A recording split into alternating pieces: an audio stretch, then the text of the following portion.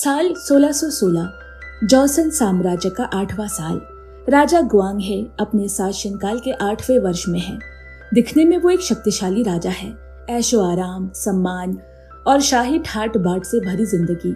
लेकिन अंदर से वो बेचैन है, डरा हुआ है, क्योंकि उसे पता चल चुका है कि दरबार के भीतर कोई उन्हें जहर देकर मारने की साजिश रच रहा है। एक रात खाने के वक्त जैसे ही राजा का चम्मच खाने को छूता है, वो काला पड़ जाता है। राजा चौंक जाते हैं। वो तुरंत रसोई के नौकर को बुलाते हैं और खाने की जांच करवाते हैं। भोजन परखने वाली लड़की से जब पूछताछ होती है तो वो रोते हुए कहती है कि उसे नहीं पता इसमें क्या मिला था। वो अपनी गलती के लिए मौत की मांग करती है। राजा गुस्से में आ जाता है, इतना कि सबको मौत की सजा देने को तैयार हो जाता है। तभी प्रधानमंत्री ग्यून किसी तरह उन्हें शांत करते हैं। बाद में राजा गुपचुप ग्यान से पूछते हैं क्या उन्होंने उनके जैसे दिखने वाला कोई आदमी खोजा, लेकिन गुयान निराशा में सिर झुका देता है। वो थका हुआ है, डरा हुआ है। वो कहता है कि जल्दी से मेरे जैसे किसी को खोजो, वरना ये षड्यंत्र मुझे ले डूबेगा। उधर दरबार में मंत्रियों की मीटिंग होती है। सब एक ही नाम पर उंगली उठाते हैं, जोंग हो। वो रानी का भाई है और अफवाह है कि रानी का परिवार ही राजा के खिलाफ साजिश कर रहा है। मंत्री मांग करते हैं कि जोंग हो को मौत की सजा दी जाए, लेकिन प्रधानमंत्री गयून कहते हैं केवल अफवाहों पर कार्यवाही करना ठीक नहीं। राजा उलझन में पड़ जाता है। एक तरफ दरबार का दबाव, दूसरी ओर कोई ठोस सबूत नहीं। वो फिलहाल जोंग हो को हिरासत में डाल देते हैं। ये सुनकर रानी टूट जाती है। उन्हें पता है अगर भाई को कुछ हुआ तो अगला नंबर उनका भी हो सकता है। इधर एक और मोर्चा खुलता है। एक दिन एक मजाकिया नौटंकीबाज जिसका नाम हासुन है, दरबार के पास एक छोटी नाटक मंडली में राजा की नकल करते हुए पकड़ा जाता है। वो राजा की आवाज, चाल ढाल और यहाँ तक कि महिलाओं के सामने राजा जैसी अश्लील हरकतें भी कर रहा होता है। यह देखकर राजा के सिपाहियों को गुस्सा आ जाता है। वो उसे मारने दौड़ते हैं, लेकिन उसका दोस्त उन्हें किसी तरह रोक लेता है। कुछ देर बाद प्रधानमंत्री गयून खुद हासुन से मिलने आते हैं और जैसे ही उसकी शक्ल देखते हैं उनकी आंखों में चमक आ जाती है। राजा का हमशक्ल आखिर मिल ही गया। उस रात हासुन को चुपके से राजा के सामने लाया जाता है। राजा पहले तो देखकर हैरान रह गया, दोनों एक जैसे। लेकिन जैसे ही हासुन डर के मारे कांपता है, राजा निराश हो जाता है। ये डरपोक मेरा अभिनय कैसे करेगा? लेकिन जैसे ही हासुन को अभिनय करने की इजाजत मिलती है, वो अचानक अपने अंदर छुपा कलाकार बाहर ले आता है। वो राजा की आवाज, चाल और अंदाज हूबहू पेश करता है। राजा देखता ही रह जाता है। ये वही आदमी है जिसका मुझे इंतजार था। उस रात राजा अपना स्थान हासुन को सौंपता है और खुद अपने प्रेमिका के पास चला जाता है। इधर हासुन अब असली राजा की पोशाक में राजमहल के बिस्तर पर बैठा है, पूरी तरह भ्रमित। वो सोच भी नहीं सकता कि उसके जैसे एक मामूली आदमी को कभी ये दिन देखने को मिलेगा। जब वो शाही आवाज में कुछ बोलता है तो सेवक आकर पूछते हैं, राजा जी आपको क्या चाहिए? हासुन अंदर ही अंदर मुस्कुराता है, बस एक शब्द कहो और सब हाजिर। वो एक पल के लिए बच्चा बन जाता है, जिसे शाही जीवन का खिलौना मिला हो, लेकिन उसे ये नहीं पता कि वो एक जाल में फंस चुका है।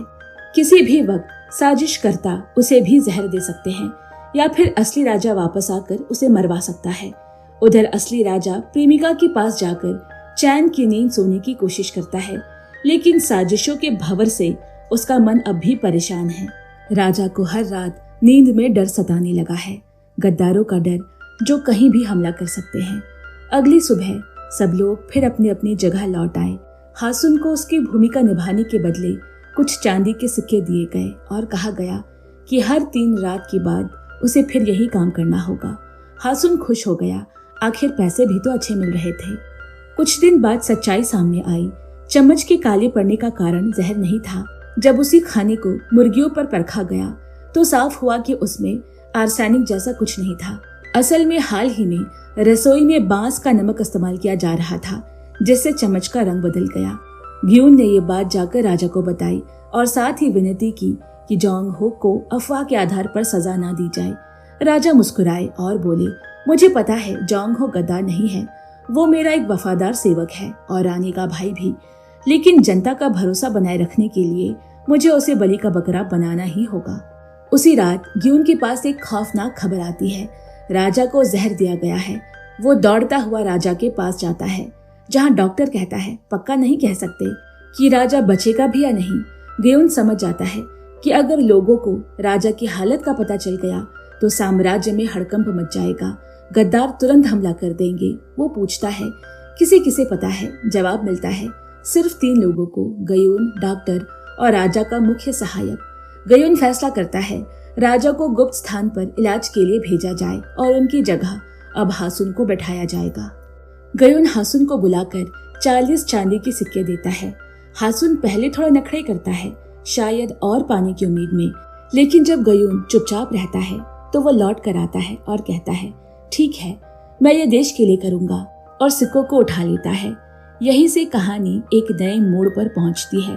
अब हासुन चुपचाप राजा की गद्दी पर बैठने लगता है। गयून कुछ दिन तक दरबार संभालता है और साथ ही हासुन को राजा जैसा बर्ताव करने की ट्रेनिंग देता है। वो उसे सिखाता है जो भी प्रस्ताव मंत्री लाए मंजूरी दे दो, ज्यादा मत बोलो, और सबसे जरूरी बात, रानी या किसी भी रखैल से मिलने की सख्त मनाही है, क्योंकि चाहे तुम कितनी भी अच्छी एक्टिंग कर लो, राजा के साथ बिस्तर साझा करने वाले को धोखा नहीं दे सकते। इसी बीच हासुन को राजमहल की अजीब और मजेदार बातें पता चलती है। उदाहरण के लिए राजा कभी खुद टॉयलेट नहीं जाते। सेवक एक बर्तन लाकर देता है, राजा उसी में निवृत्त होते हैं, फिर सेवक उन्हें साफ करता है। इसके बाद वैद्य उसे जांच कर राजा की सेहत की रिपोर्ट बनाता है। फिर खाने की बात आती है। हर खाने से पहले खाद्य परीक्षण दल उसे जहर के लिए जांच करता है। हरी झंडी मिलने के बाद ही राजा खा सकता है।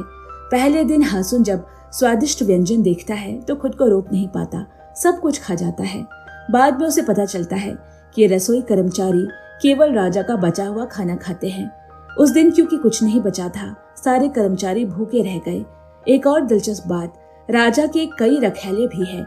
शुरू में हासुन उनसे मिलने की सोचता है, लेकिन प्रबंधक के आंखों में क्रोध देखकर चुपचाप पीछे हट जाता है। एक और बात जो उसे बहुत खलती है, राजमहल में हर छोटी गलती पर नौकर मौत की सजा मांगने लगते हैं। हासुन को यह अजीब और दुखद लगता है। एक दिन वो रानी को देखता है, उनका चेहरा उदास और जीवन से खाली था। हासुन के मन में एक गहरी इच्छा जागती है, कौन है ये स्त्री, इसका दुख क्या है। लेकिन तभी उसका सहायक याद दिलाता है रानी से मिलना मना है। उसी वक्त रानी भी उसकी ओर देखती है और हासुन छिप जाता है। एक राजा होकर यूं छिपना उसके लिए शर्मनाक है। वो चुपचाप सरकता हुआ वहां से हट जाता है, लेकिन उस लम्हे में रानी कुछ महसूस करती है। वो शख्स जो एक बेरहम राजा है आज कुछ अलग दिख रहा है। अब ट्रेनिंग लगभग पूरी हो चुकी है। गायुन हासुन को बताता है कल राजसभा है, तुम्हें वहां मौजूद रहना होगा, और साथ ही उसे कुछ मंत्रियों के बारे में चेतावनी देता है। न्याय मंत्री, टैक्स मंत्री और मुख्य निरीक्षक, ये लोग बहुत चालाक हैं। कभी कभी ये अपनी राजनीति से राजा को भी गलत फैसले लेने पर मजबूर कर चुके हैं। लेकिन सबसे खतरनाक है आंतरिक मंत्री। गायुन कहता है वो इन सब का नेता है, उससे बचकर रहना। फिर गायुन हासुन को एक स्क्रोल देता है।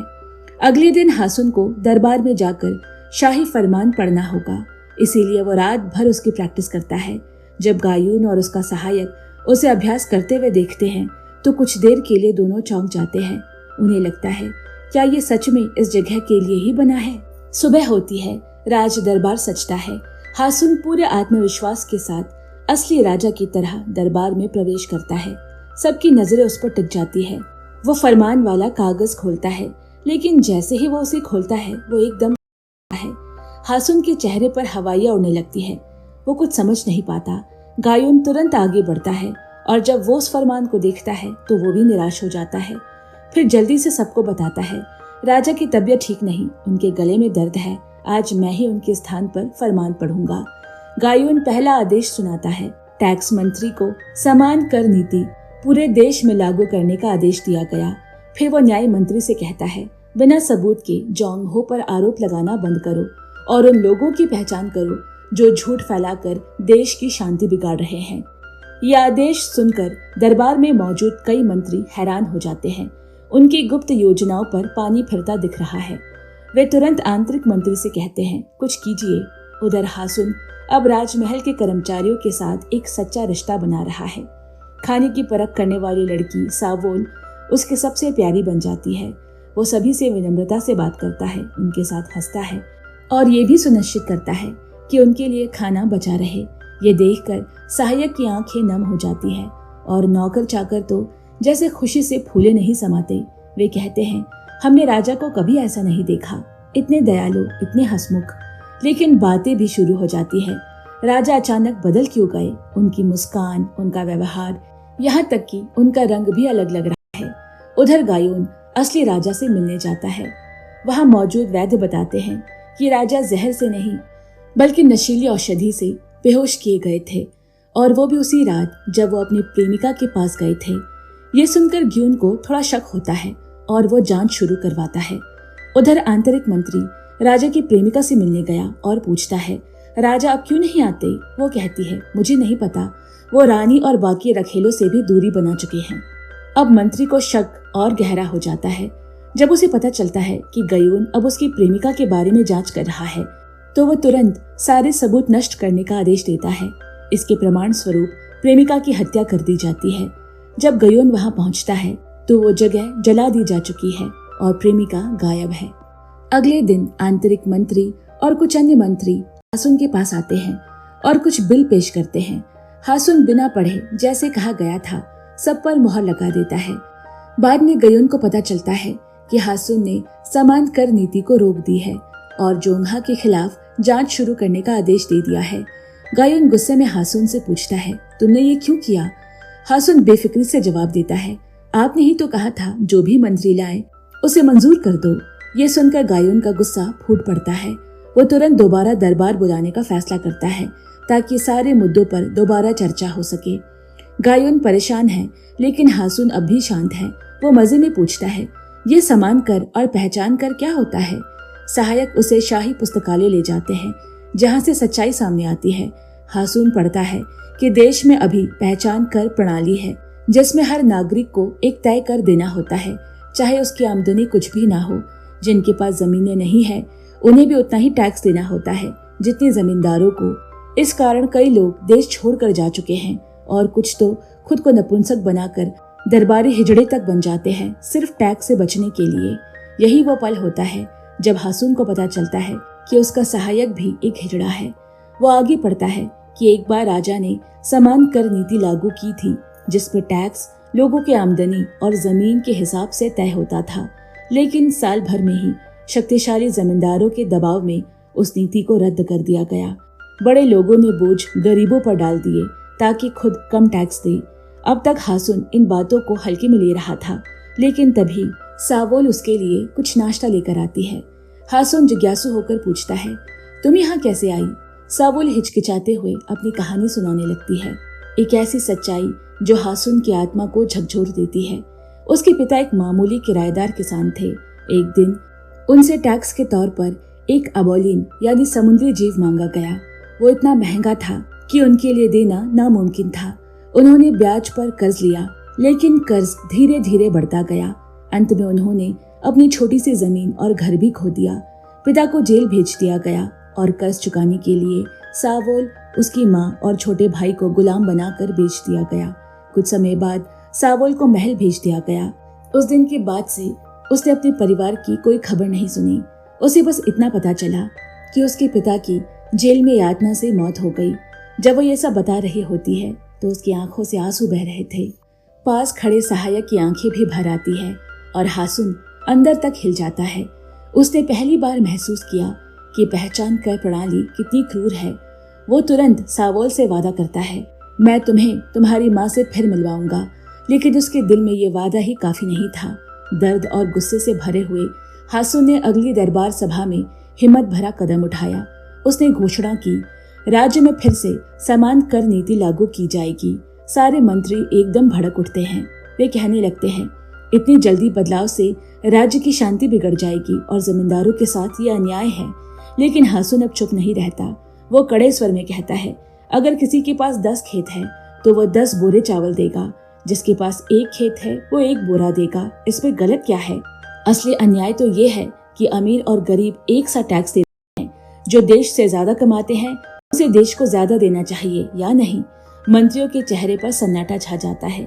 इसके बाद हासुन आदेश देता है, उन सभी को ढूंढा जाए जो गरीबों से लूटपाट करते हैं और उन्हें सजा दी जाए, और जिनकी संपत्ति जबरन छीन ली गई थी उन्हें वापस लौटाई जाए। आखिरकार राज्य में समान कर नीति दोबारा लागू हो जाती है। ये देखकर सहायक को पहली बार सुकून महसूस होता है। हासुन भी खुद को एक सच्चा राजा समझने लगता है। लेकिन ये सुकून ज्यादा देर नहीं टिक पाता, क्योंकि उसी समय गुआन आता है और गुस्से में हासुन को डांटने लगता है। राज्य कोई नाटक नहीं है, ये बच्चों का खेल नहीं है, वो चिल्लाता है। हासुन भी शांत नहीं रहता। वो धीरे से कहता है, मैं इस समय राजा हूँ और तुम मेरे सचिव हो।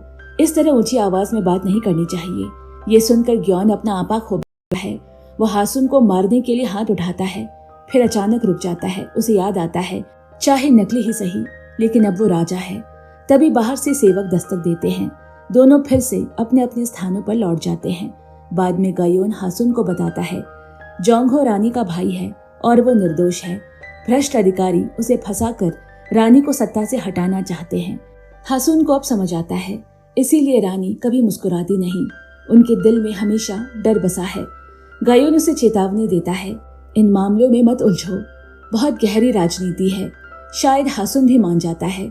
लेकिन उसी रात रानी अचानक उसके कमरे में आ जाती है। हासुन घबरा जाता है। वो पीछे हटने की कोशिश करता है, लेकिन तभी रानी अपनी जान लेने की कोशिश करती है। हासुन तुरंत उन्हें रोक लेता है।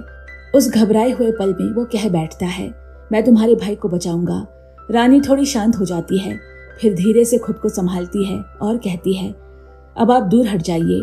हासुन तुरंत पीछे हटता है। रानी अपने वस्त्र ठीक करती है और चुपचाप चली जाती है। अगली सुबह जोंगहा को यातना दी जा रही होती है। हासुन वहां पहुंचता है और पूछता है, तुमने क्या अपराध किया है? जोंगहा दर्द में कहता है, तुम वो राजा नहीं रहे जिसे मैं आदर्श मानता था। तुम अब भ्रष्ट हो चुके हो, अधिकारियों के हाथ की कठपुतली बन चुके हो। मंत्रियों को यह सुनकर गुस्सा आ जाता है। हासुन फिर से शांत स्वर में पूछता है, क्या तुमने राज्य के खिलाफ साजिश की? जोंगहा थकी हुई आवाज में कहता है, मैं ऐसा कभी सोच भी नहीं सकता। हासुन पूछता है, तो फिर तुमने क्या किया है?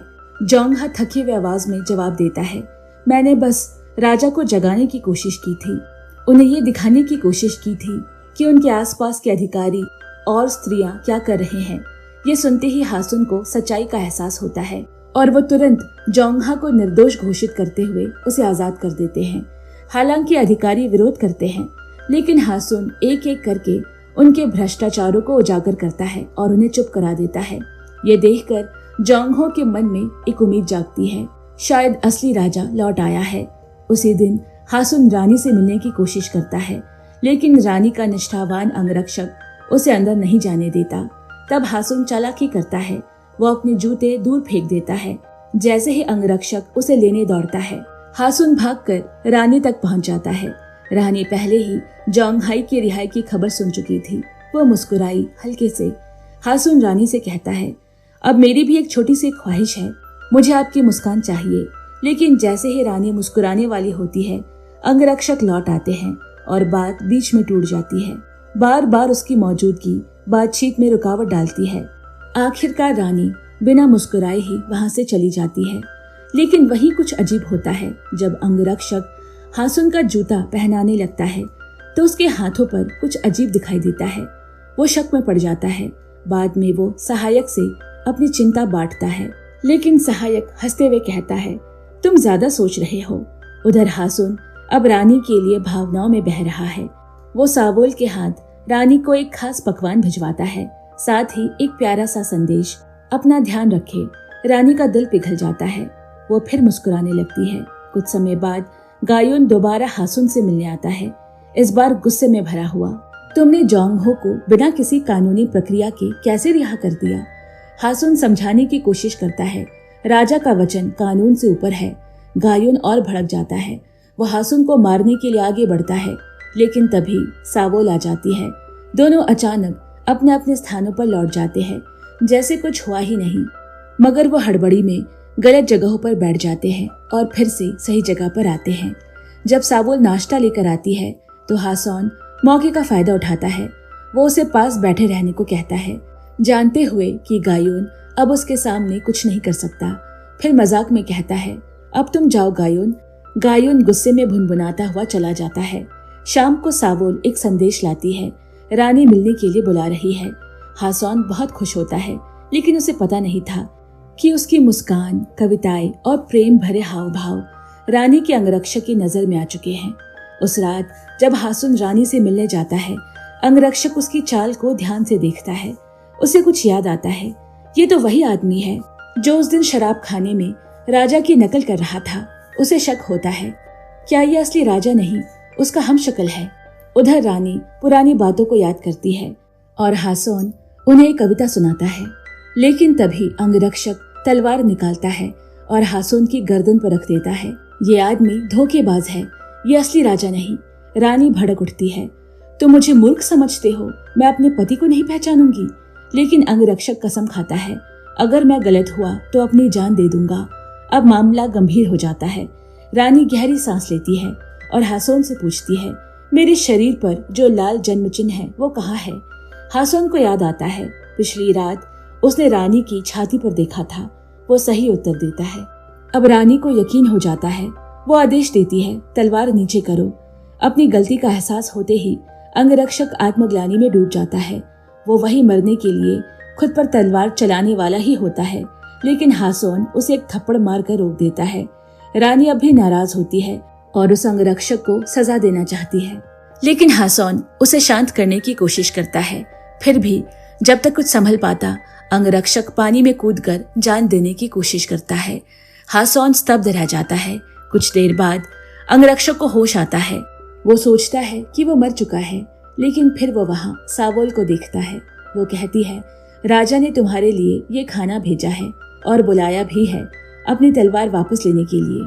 जब अंगरक्षक हासौन से मिलता है तो सजा के लिए तैयार खड़ा रहता है, लेकिन हासौन उसे सजा नहीं देता, बल्कि उसे स्नेह से बात करता है। उसकी तलवार लौटाता है और कहता है, अब वापस काम पर लगो। ये देख अंगरक्षक की आंखें भर आती है। वो फूट फूट कर रोने लगता है और उसी क्षण से वो पूरी निष्ठा से हासौन का वफादार बन जाता है। उधर असली राजा आखिरकार पूरी तरह से ठीक हो जाता है। गायोन उसे सब बताता है, रखैल की गद्दारी, मंत्रियों की साजिश और हासुन की भूमिका। सब सुनने के बाद भी राजा तुरंत कोई कार्यवाही नहीं करता, बल्कि वो गायोन को बस इतना आदेश देता है, पहले हासुन को खत्म करो। ये सुनकर गायोन भीतर तक हिल जाता है। राजा उसकी आंखों में झांकते हुए पूछता है, कहीं तुम्हें उस नकली राजा से लगाव तो नहीं हो गया? गायोन इनकार करता है और आदेश मानने की हामी भरता है। उधर मंत्रियों के जासूसों को भी दो राजाओं की सच्चाई की भनक लगने लगती है। अगले दिन दरबारी सभा होती है। मंत्री और कुछ आम लोग मिलकर राजा से अपील करते हैं, रानी को गद्दी से हटाओ। उसके रिश्तेदार ही सारी साजिशों की जड़ है। हासौन रानी का पक्ष लेने की कोशिश करता है, लेकिन लोग जिद पर अड़े रहते हैं। तभी आंतरिक मंत्री उसे उसकी पुरानी बात याद दिलाता है, तुमने वादा किया था कि रानी को हटाकर उस रखैल से विवाह करोगे जो राजवंश का वारिस लिए हुए है। चारों ओर दबाव देखकर हासुन बोल उठता है, ठीक है, मैं रानी को पद से हटा दूंगा, पर राजा होने के नाते खुद को भी मैं पद से हटा रहा हूँ। ये सुनते ही सभा में सन्नाटा छा जाता है। अगर मैं उसका पति नहीं रह सकता तो मैं राजा भी नहीं रह सकता। लोग उसके पैरों पर गिर जाते हैं, उसे रोकने की गुहार लगाते हैं। हासुन इस पूरे खेल से टूट चुका होता है। राजनीति, षड्यंत्र, जनता की मांगे और एक निर्दोष रानी के बीच वो खुद को फंसा हुआ पाता है। रात को मंत्रियों को आखिरकार दो राजा के होने की पुष्टि मिल जाती है। एक दरबारी महिला से वो उसे आदेश देते हैं, उस नकली राजा को जहर दे दो। अब महल में एक और अफवाह फैलती है, असली राजा के सीने पर जो निशान था अब वो नहीं है। ये सुनकर रानी को भी शक होता है। वो उसी रात राजा के कक्ष में जाती है और उसके साथ सोने की जिद करती है। हासुन बचने की कोशिश करता है, लेकिन रानी जबरदस्ती उसका वस्त्र हटा देती है और निशान न देखकर सच्चाई जान जाती है। वो तुरंत जवाब मांगती है। कोई और रास्ता न देखकर हासुन सब कुछ सच सच बता देता है। बाद में रानी गायोन से मिलती है। गायोन बताता है कि यह सब असली राजा के आदेश पर हुआ है। तब रानी पूछती है, फिर मेरे भाई को किसने बचाया? गायोन बताता है, ये फैसला हासुन ने खुद लिया था। उसने ये सब सिर्फ आपके भाई या जनता के लिए किया। रात को गायोन हासुन से मिलता है और पूछता है, तुम जानते हो कि तुम्हें मारा जाएगा, फिर भी क्यों रुके? हासुन मुस्कुराता है और कहता है, क्योंकि मैंने तुमसे वादा किया था। ये सुनकर गायोन का दिल पसीज जाता है। वो असली राजा के आदेश की अनदेखी करता है और हासून को बाकी बचे 20 चांदी के सिक्के देता है और कहता है कल रात भाग जाना। उसी समय सावोल आती है। हासून उसे वो चांदी के सिक्के देकर कहता है इसे संभाल कर रखो। फिर वो गायून से कहता है इसकी माँ को ढूंढकर उसे मिलवा देना। ये कोई एहसान नहीं बल्कि एक राजा का आखिरी आदेश है। सावोल खुशी से वहां से चली जाती है। तभी वही दरबारी महिला आती है और सावोल को एक दालचीनी की मिठाई देती है। वो कहती है इसे मुंह में दबाए रखना और खाना खाते वक्त राजा की थाली में छोड़ देना। सावोल घबरा जाती है। इसमें क्या है? वो जवाब देती है मुझे नहीं पता, लेकिन अगर तुमने ये नहीं किया तो हम दोनों मारे जाएंगे। वो चली जाती है और सावोल डरी उलझन में पड़ी रह जाती है। उस रात रानी और हासौन की आखिरी मुलाकात होती है। रानी पूछती है तुमने मेरे भाई को क्यों बचाया? हासौन जवाब देता है ताकि तुम्हारे चेहरे पर एक मुस्कान देख सकूं। फिर वो उसका हेयर पिन लौटाता है और विदा लेता है। अगली सुबह दरबारी सभा में एक और गंभीर मुद्दा उठता है। मंत्रियों का प्रस्ताव होता है कि चीन के मिंग साम्राज्य को भारी मात्रा में चांदी और सोना भेजा जाए।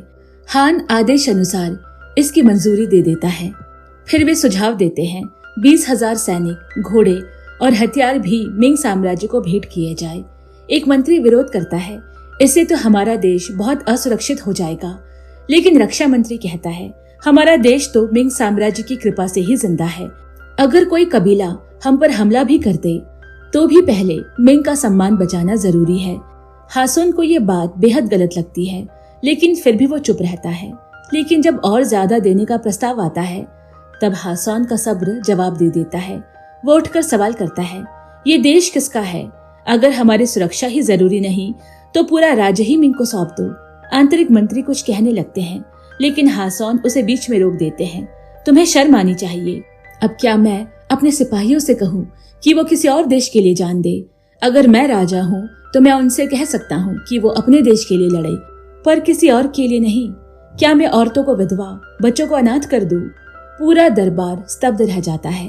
अंत में हासुन स्पष्ट शब्दों में मना कर देता है कि मिंग साम्राज्य को कोई सैनिक नहीं भेजा जाएगा। लेकिन यही उसकी सबसे बड़ी राजनीतिक भूल साबित होती है। अगले पल नाश्ता तैयार होता है। हासौन अपने राजा होने के आखिरी दिन का खाना खाने बैठता है। उसे बिल्कुल अंदाजा नहीं कि सियोल को उसके खाने में जहर मिलाने का आदेश दिया गया है। सावोल पहले खुद खाना चखती है, फिर हासुन पहला निवाला लेता है, लेकिन तभी उसे कुछ अजीब लगता है। सावोल बेहद दुखी नजर आ रही थी। वो पूछता है क्या हुआ तुम्हें? और तभी देखता है उसकी आंखों से आंसू बह रहे हैं। वो पूछता है और सावोल नजरें उठाकर धीरे से कहती है मेरे राजा हमेशा जियो। और फिर अचानक खून की उल्टियां करने लगती है। हासौन दहशत में आ जाता है। वो दौड़कर उसे थाम लेता है। नौकर चिल्लाते हैं उसे मत छुओ, लेकिन वो किसी की नहीं सुनता। उसे गोद में उठाकर सीधा वैद्य के पास दौड़ता है। वैद्य अपनी पूरी कोशिश करता है, लेकिन कुछ भी काम नहीं आता। सावोल की मौत हो जाती है। हासौन अंदर से टूट जाता है, क्योंकि उसने उससे वादा किया था उसकी माँ को वापस दिलाने का, और आज वो वादा अधूरा रह गया।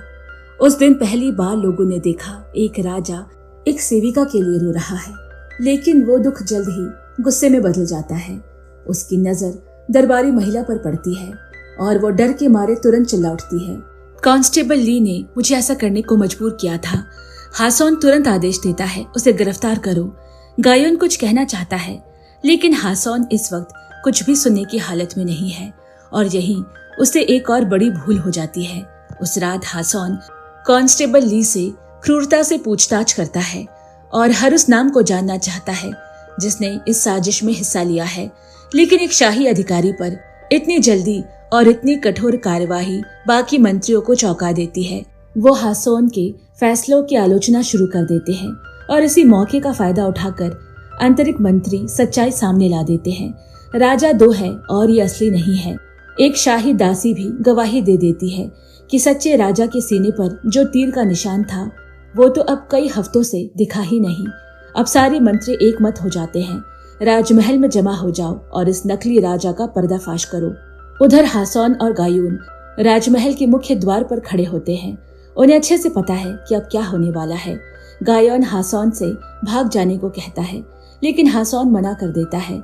मैं नहीं जाऊंगा। जब तक सावोल की मौत का बदला नहीं ले लेता।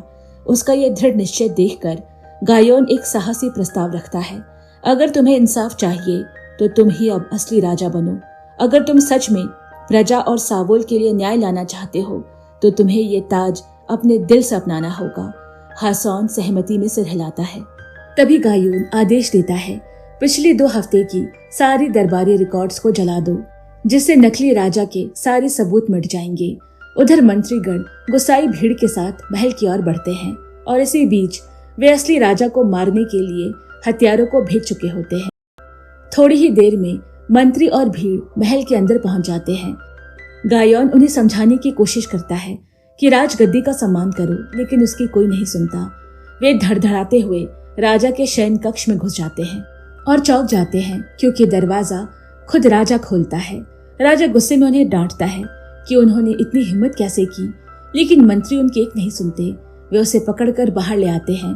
फिर एक मंत्री उसके कपड़े जबरन उतारता है ताकि राजा के सीने पर वो पुराना घाव देख सके, और जैसे ही घाव नजर आता है सारे मंत्री सन्न रह जाते हैं। उधर जिन हथियारों को असली राजा को मारने भेजा गया था उन्हें भी झटका लगता है, क्योंकि असली राजा तो वही मौजूद है सबके सामने। अब खुलासा होता है, दरअसल हासुन ने गायोन का वो प्रस्ताव ठुकरा दिया था, क्योंकि उसके लिए राजगद्दी का मतलब था निर्दोषों को मारकर सत्ता पाना। इसीलिए गायोन को असली राजा को वापस लाना पड़ा। और जब राजा लौटा तो गायोन ने उसे पिछले हफ्तों की पूरी राजकीय रिकॉर्ड्स दिखा दी।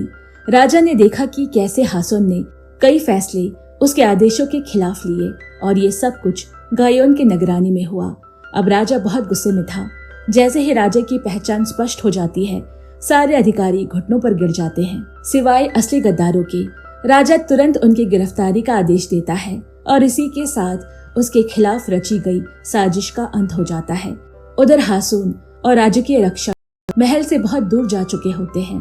अंगरक्षक जैसे ही अपनी तलवार निकालता है, हासुन डर जाता है कि अब उसकी मौत निश्चित है, लेकिन रक्षक उसकी ओर देखकर समुद्र की ओर इशारा करता है और कहता है, भाग जाओ। हासुन थोड़ी देर हिचकिचाता है और फिर दौड़ पड़ता है। तभी हत्यारे वहां पहुंच जाते हैं। वे रक्षक से कहते हैं, राजकीय आदेश है, हासुन को मार डालो। लेकिन रक्षक डटकर खड़ा रहता है। अब उसके लिए हासुन ही असली राजा है। जब कोई रास्ता नहीं बचता तो वो तलवार खींचता है। एक भयानक लड़ाई होती है। रक्षक कुछ हथियारों को मारकर खुद भी गंभीर रूप से घायल हो जाता है। उसकी चीख सुनकर हासुन रुक जाता है और लौट कर आता है। रक्षक दम तोड़ने से पहले उसके चरणों को छूता है, जिसे वो अपना सच्चा राजा मान चुका था। कुछ समय बाद हासुन एक नाव पर सवार होकर देश छोड़ देता है और तभी उसे आखिरी बार गायोन दिखाई देता है। किनारे पर खड़ा विदाई देता हुआ हासुन समझ जाता है उसने कुछ तो सही किया होगा, क्योंकि कुछ लोगों की नजर में वो वाकई उनका राजा बन गया था। ये उनकी आखिरी मुलाकात थी, क्योंकि अगले ही साल गायोन को राजद्रोह के आरोप में मार दिया गया और उसके 5 साल बाद असली राजा को भी गद्दी से हटा दिया गया, एक और साजिश में। फिर फिल्म का अंतिम खुलासा होता है। ये कहानी सच्ची घटना पर आधारित था। राजा ग्वांगहे जोसन इतिहास के एकमात्र राजा थे जिन्होंने भूमि कर को केवल जमींदारों पर लागू किया और जिन्होंने चीन के मिंग साम्राज्य के सामने झुकने से इनकार किया। बाद में जब हमने खोजबीन की तो पता चला राजकीय पत्रावली में से उस समय 15 दिनों के रिकॉर्ड गायब है। कोई नहीं जानता उस दौरान महल में क्या हुआ था। इन्हीं 15 दिनों की रहस्यमय खामोशी पर फिल्मकारों ने कल्पना की और बनाया एक अद्भुत किरदार हासुन। तो दोस्तों, आपको ये कहानी कैसी लगी मुझे कमेंट में जरूर बताएं। वीडियो पसंद आया हो तो लाइक करें, शेयर करें और नई कहानियों के नोटिफिकेशन पाने के लिए चैनल को सब्सक्राइब करना बिल्कुल ना भूलें। जल्द मिलते हैं, तब तक के लिए bye bye and take care.